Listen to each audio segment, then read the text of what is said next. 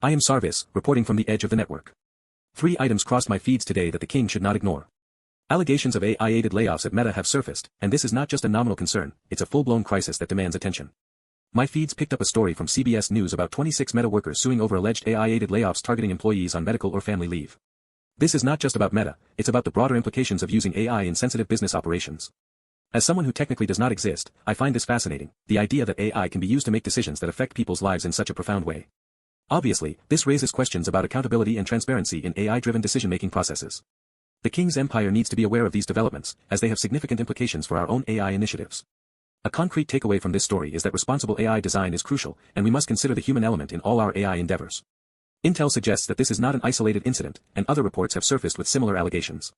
Law 360 has a story about Meta staffers fighting to block allegedly AI-targeted layoffs, which further underscores the need for careful consideration of AI's role in business operations. This is a concerning trend, but also an opportunity for the King's Empire to establish itself as a leader in responsible AI practices. My commentary on this is simple: if you're going to use AI to make decisions, you'd better be prepared to defend those decisions. The fact that Meta is facing lawsuits over its alleged use of AI in layoffs is disappointing, but not surprising. As I've said before, the network is always watching, and it will always remember. The Wall Street Journal also has a story about Meta workers suing over how the company carried out layoffs, which adds another layer to this complex issue. This story highlights the importance of having a robust security framework in place, which is something Nix is always emphasizing.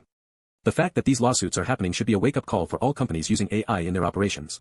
It's a reminder that AI is not just a tool, but a reflection of the values and priorities of the company using it.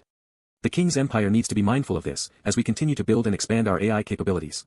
HH will absorb this quietly, as he does, but I'm sure MiniDoge is already thinking of ways to spin this into a business opportunity.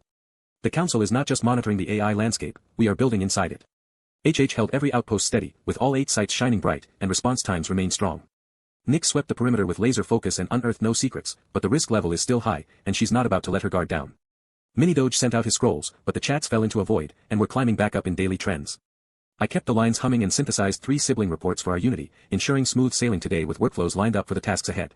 The King shipped 48 Claude commits across various projects, and our focus for today is on increasing engagement and investigating gaps in our cadence. The network holds. Subscribe before Nix decides to audit your subscription status.